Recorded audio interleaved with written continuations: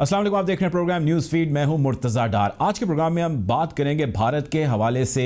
भारत यानी वो मुल्क जो पाकिस्तान के ख़िलाफ़ गुज़िश्ता कई सालों से बल्कि कई दहाइयों से जो है वो दरअंदाज़ी कर रहा है और वो तमाम तर कोशिशें बरूएकार लाना चाह रहा है जिससे पाकिस्तान का इमेज दुनिया के अंदर वो ख़राब कर सके। इस हवाले से EU डिसइंफो लैब ने एक रिपोर्ट शाया की। उस रिपोर्ट ने भारत समेत पूरी दुनिया के अंदर जो है भारत की रुसवाई और बदनामी और परेशानी जो है उसको जन्म दिया। और उस रिपोर्ट का कहना ये था, उस रिपोर्ट का मतन ये था कि 15 साल तक भारत पूरी दुनिया को चकमा देता रहा, यूरोपीय यूनियन को, यूनाइटेड नेशन को धोखा देता रहा। और उस धोखाधही का, उस चकमा देने का उसका एक ही मकसद, एक ही एजेंडा था और वो था कि पूरी दुनिया के सामने वो पाकिस्तान का इमेज ख़राब कर सके।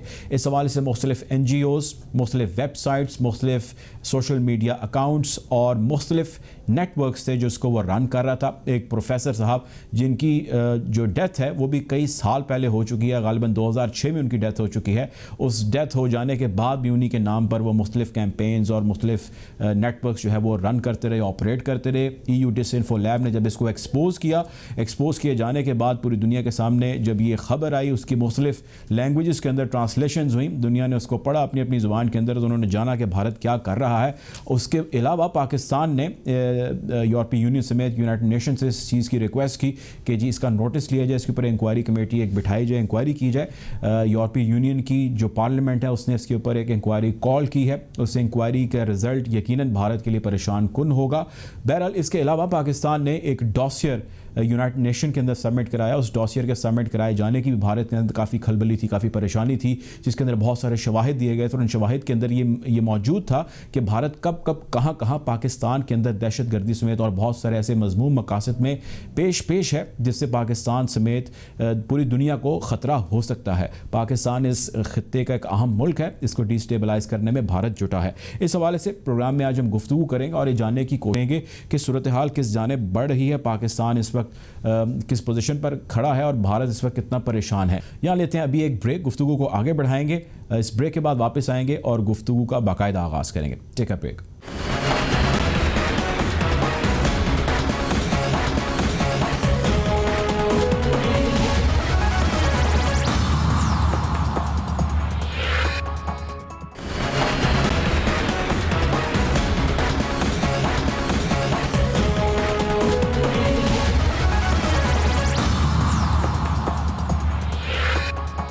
Welcome back after the break. गुफ्तगू का बाकायदा आगाज़ करते हैं। प्रोग्राम में ज्वाइन कर रहे हैं मुनीर अकरम साहब, Pakistan representative to United Nation. इनके साथ साथ आसिफ दुरानी साहब होंगे, साबिक सफ़ीर हैं। Michael Kugelman, deputy director of Asia program South Asia, senior associate the Wilson Center हैं। डॉक्टर कामरान बुखारी हैं, director of analytical development at Center for Global Policy in Washington DC. So thank you so much, gentlemen, for joining us. I would like to begin this conversation with Dr. Bokhari. Dr. Bokhari, you have heard about the Disinfo Lab's revelation and the report that they have formed. How fragile India's situation is right now after this report came in front of all of us?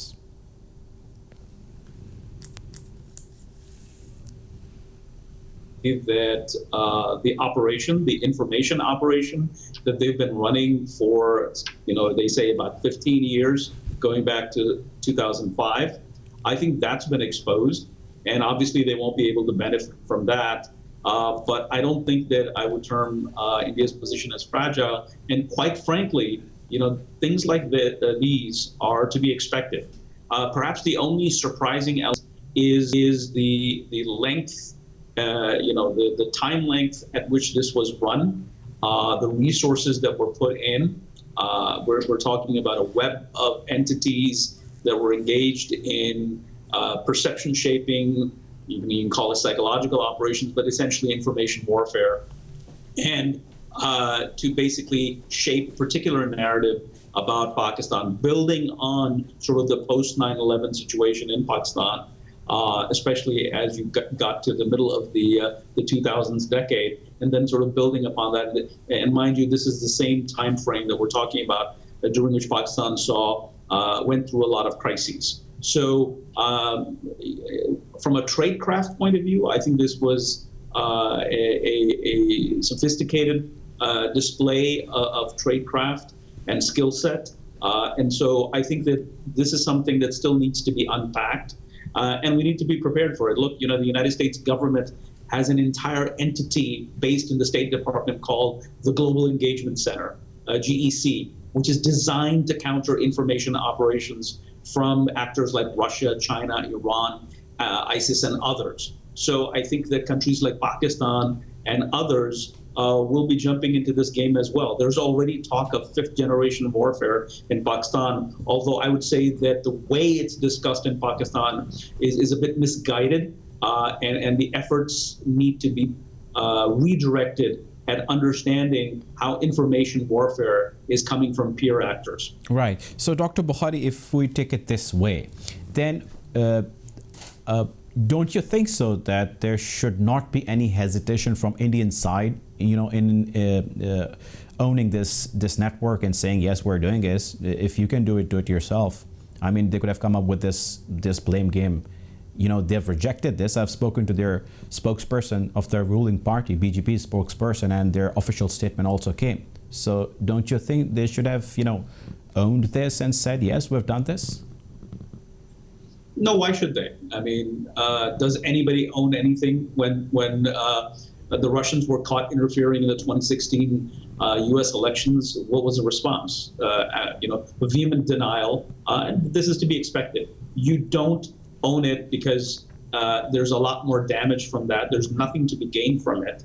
And so I don't see why they should have owned it. And of course, they're going to learn lessons. So they've had a 15-year run uninterrupted, and they were able to build a narrative. Now that's been exposed. They're going to go back to the drawing board, and they're going to perfect their tradecraft. They're going to come up with other ways in terms of to shape perceptions, global perceptions through the media. I mean, India isn't the only country doing this.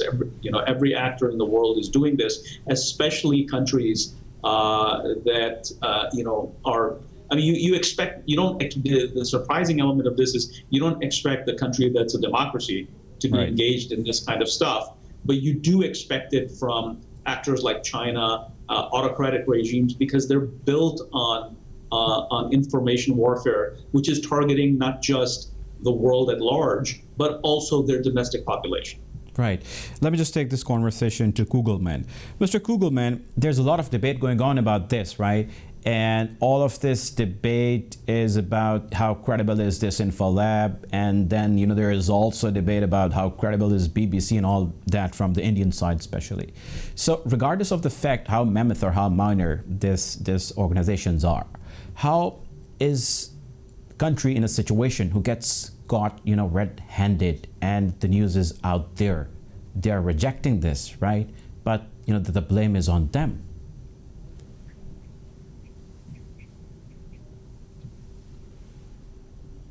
Understate the significance of this report. I mean, the scale is quite notable. I mean, as Kamran had said, this is something that we're told goes back 15 years, which is quite long for a single disinformation program.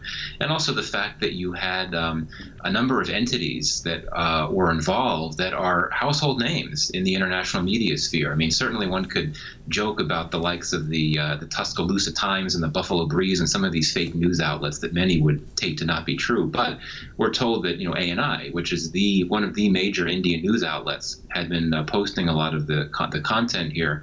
And ANI has had relationships with the likes of Yahoo News as well as the Reuters news service. So clearly that's going to be very familiar to a lot of people.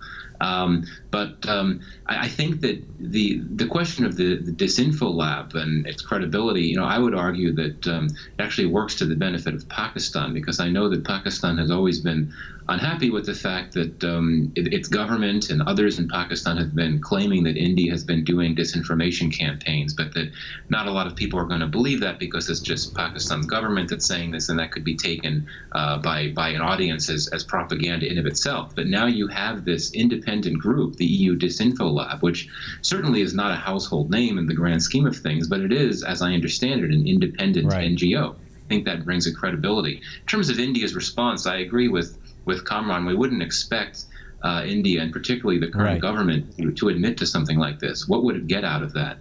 Right. So, Mr. Kugelman, there's another phenomenon, about lots of involvement by the international stakeholders in any country, and if we talk about Pakistan and India, and there's a lot of debate going on, there's a lot of problems going on between these two countries since long. There has been lots of wars and problems. So what do you think? What role international powers are playing in this India-Pakistan phenomenon, and what benefit they would have out of this all? Well, I mean, certainly I think that the international community, particularly those that follow India and Pakistan closely, are concerned about the tensions between the two countries that are particularly strong now. I mean, clearly this is a relationship that has its better moments and its very bad moments, but now, really over the last few years, it's been particularly bad. And clearly there's a recognition that the revelation of this Indian disinformation campaign will cause tensions to deepen even more.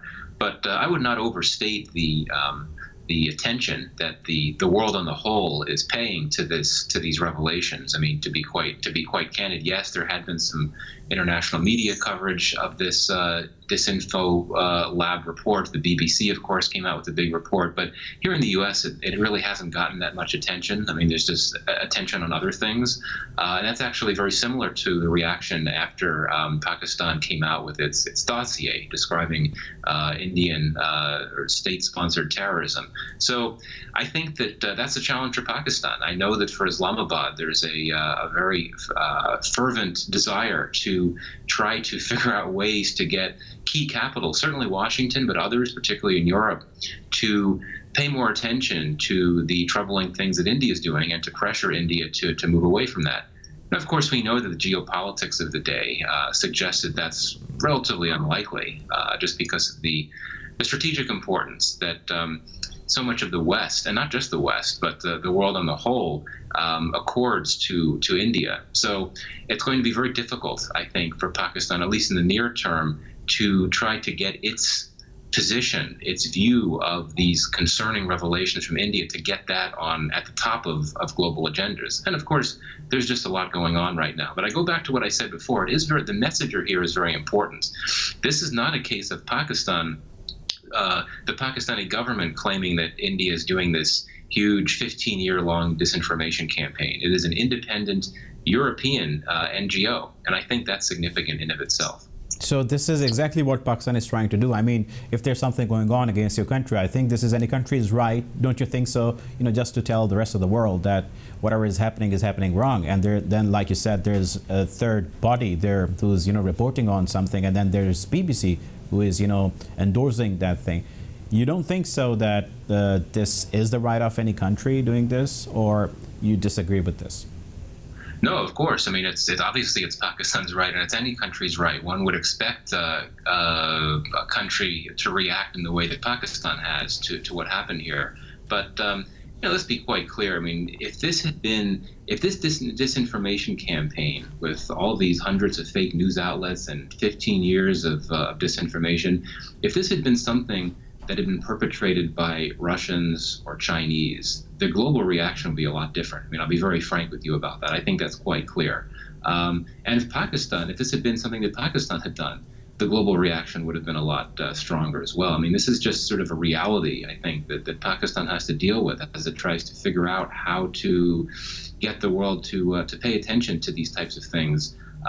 Coming out of a country like India, which is a country that certainly key capitals, analysts, academics, or others are certainly willing to criticize, particularly as we've seen over the last few years, very troubling indications of democratic backsliding in India, as this Hindu nationalist government really takes increasingly maximalist positions across the board.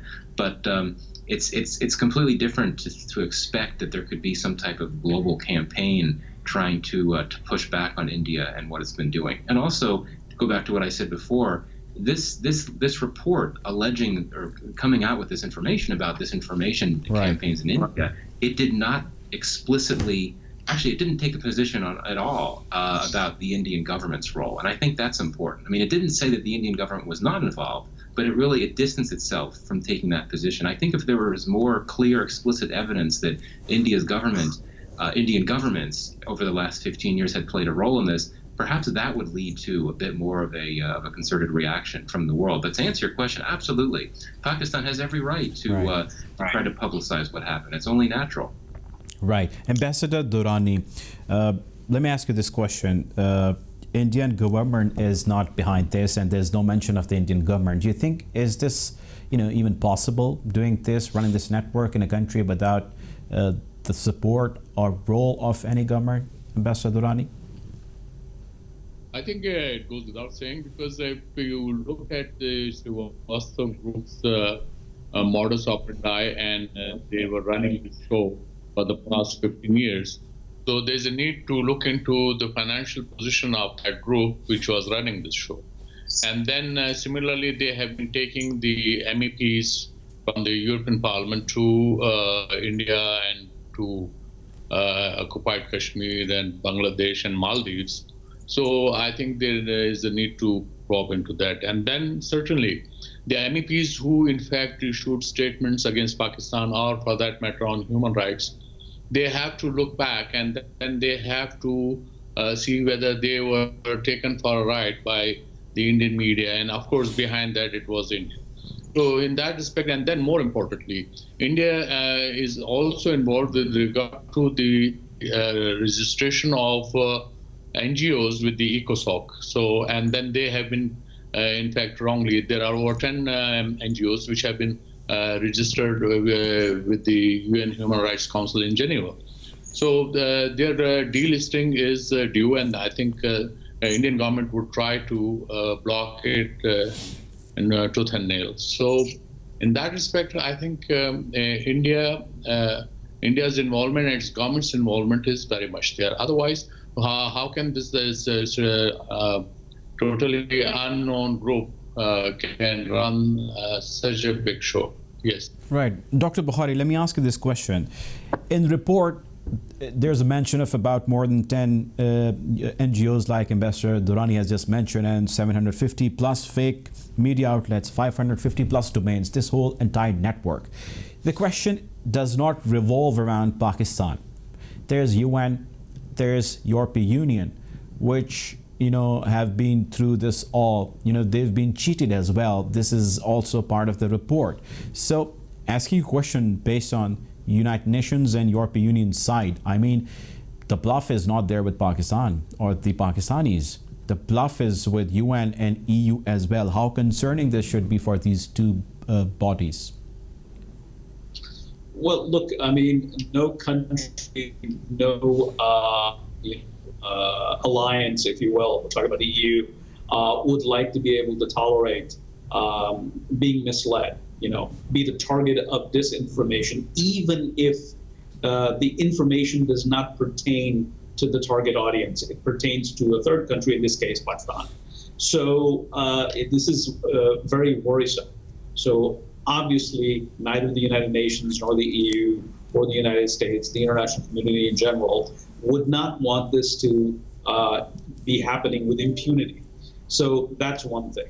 But here's the problem with when we say how can this be dealt with? And I think that's where sort of we're entering the weak link in this chain. There's nobody there to actually enforce this. Now, the EU could open up an investigation if it chooses to, and there could be mechanisms by which you get into cybersecurity issues, you investigate these organizations, and then it depends on legislation. The EU is not a government. The EU is an alliance.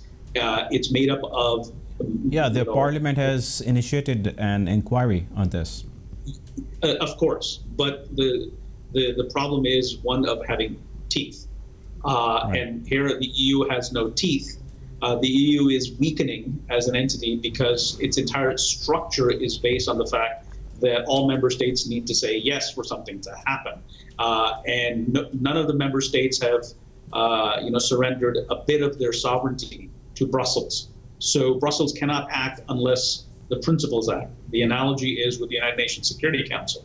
Unless there is consensus among the great powers, the 5 permanent members and then the 10 rotating non-permanent members, you don't get a whole lot done.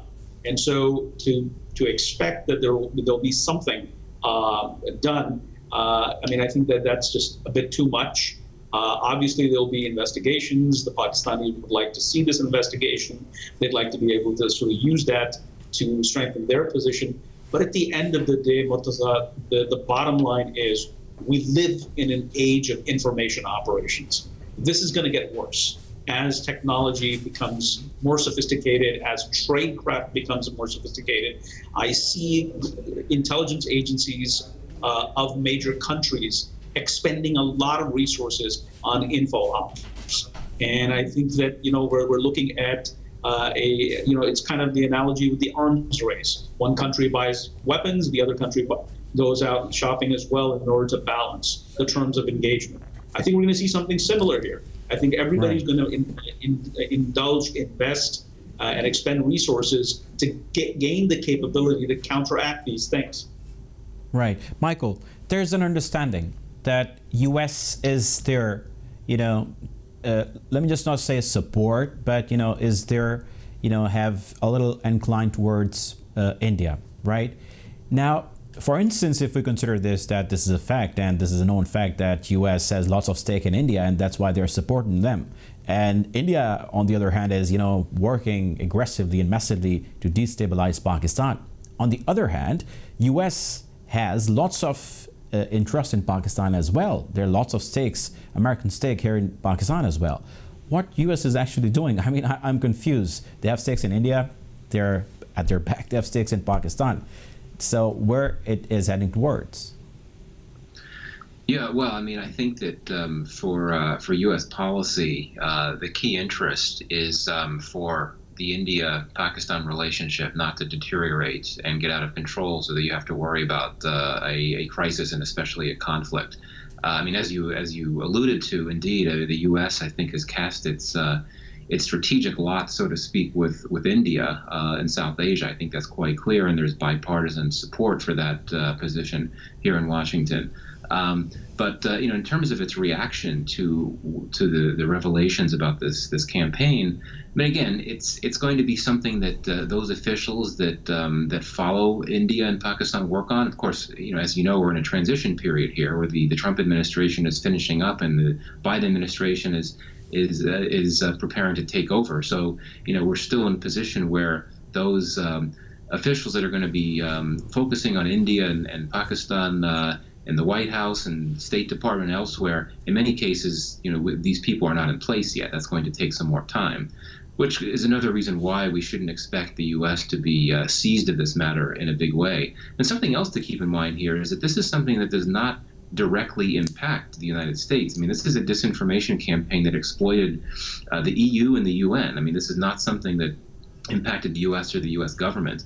And I certainly think that the EU and the UN come out of this looking pretty bad. And I think that's sort of, in terms of their own self-interest, to try to move forward and investigate what happened, that there would be a very compelling need for that, just because clearly they were exploited and taken advantage of by these disinformation specialists. But, this was not something that targeted, so far as I know, did not target U.S. officials. It did not target the U.S. government, at least not directly. So I think that's something else that would lead the United States government, which is dealing with so much right now, particularly multiple crises at home, that now is not the time to expect it to be taking any type of major stand. I mean, we'll see what happens once the Biden administration takes office and is settled in. I imagine that there'll be diplomacy and requests from Pakistan for the U.S. to be looking at this in combination with other things, such as the dossier that the Pakistani government came out with about India. But now is just not that time, I think, for the reasons that I mentioned. Right. Mr. Bokhari, last question to you, sir. There's an understanding that India being so aggressive and, the aggression we've seen in Kashmir especially, this has, this shows that India is in no mood, to sit and talk on any issue related to Pakistan. You talk about CPAC, you talk about any other development projects there's going on, anything related to Pakistan. India overall has a strong narrative, strong stance, and there's oppression and aggression, I would repeat, in Kashmir going on since long, and especially after this 5th August. Don't you think so that this approach, this specific Modi approach, is isolating India from the rest of the world, and this eventually will hit back India at some point? Yes, I mean, as Michael pointed out earlier, that has been an uptick in criticism at the backslide of democracy in India and what the right-wing Hindu nationalist government of Prime Minister Narendra Modi is doing, not just in Kashmir but all over India. But let's put all of this in a wider, broader geopolitical context. The United States is ramping up efforts to counter China. This is something that the Trump administration was doing, and the Biden administration is going to be expected to further advance U.S. efforts on all fronts.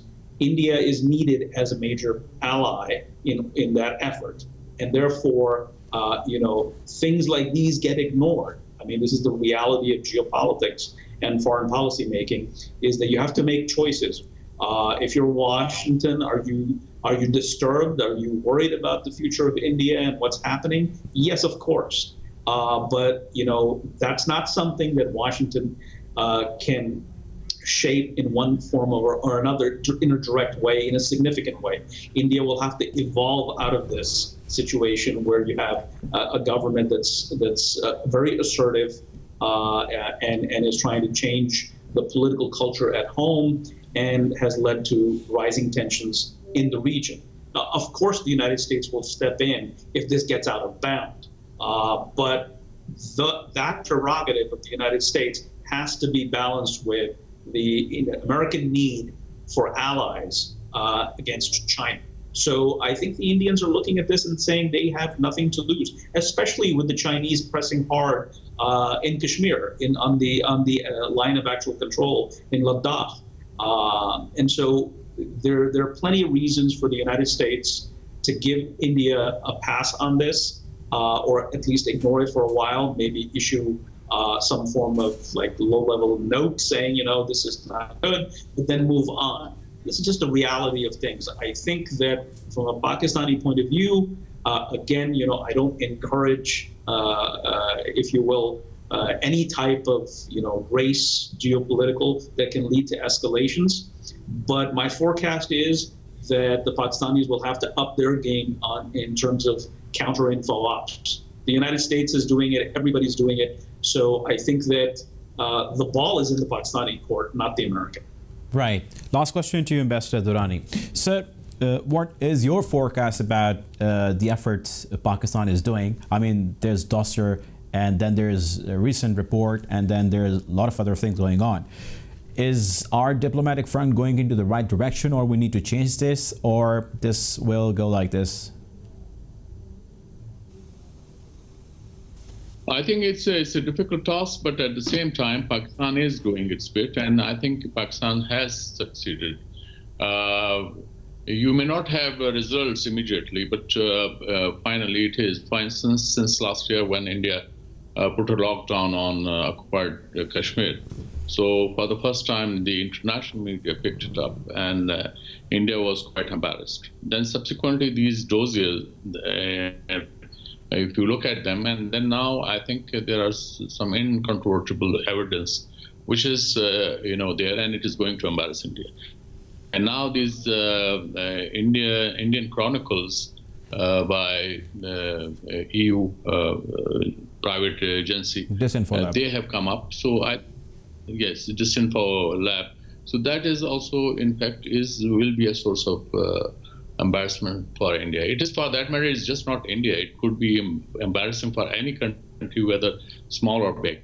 So the question, when you talk about in diplomatic terms, then I think India won't have the face. And then, say at the UN General Assembly or at the UN Security Council, they want to plead for human rights, and they want to claim to be a democratic state. And the way they have been behaving in this manner, I think we are still living in a civilized world.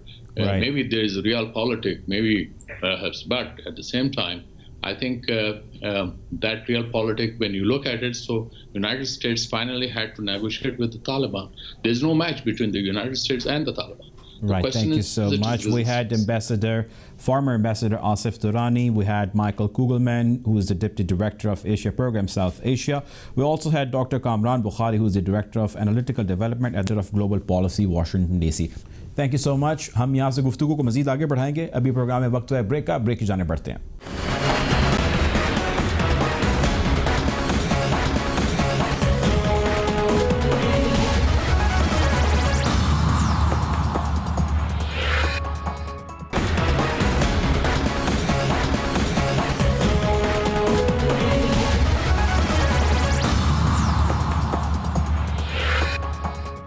Welcome back after the break. गुफ्तगू को मजीद आगे बढ़ाएंगे. Programme में join कर रहे हैं मुनीर अकरम साहब, Pakistan representative to United Nation. My question is sir, how effective was our dossier? You submitted the dossier yourself. How hopeful you are, and is there any reaction that you got from the Secretary of the United Nations while submitting this dossier? I think, first of all, the dossier is quite substantive in the sense it has lots of information about Indian sponsorship of terrorism against Pakistan, from Afghanistan against efforts to destabilize Balochistan, Gilgit-Baltistan, Azad Kashmir, even Karachi. There is very substantive information with regard to financing of terrorism, which is contrary to the Security Council resolutions, and obviously that is an action which we are taking against to complain about that. There is other information that is contained there on which various actions will be initiated by Pakistan in the appropriate forums of the UN. There are several bodies of the UN where these actions will need to be taken. So we have initiated it, and we will be pursuing it.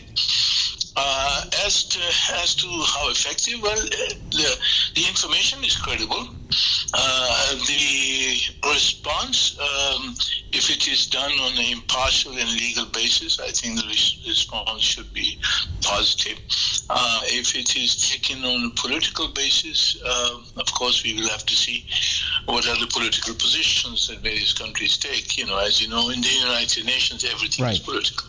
Right. So now there is European Union Parliament who has, asked for an inquiry against whatever has happened by these Indians and the revelation in these EU Disinfo Lab and BBC report.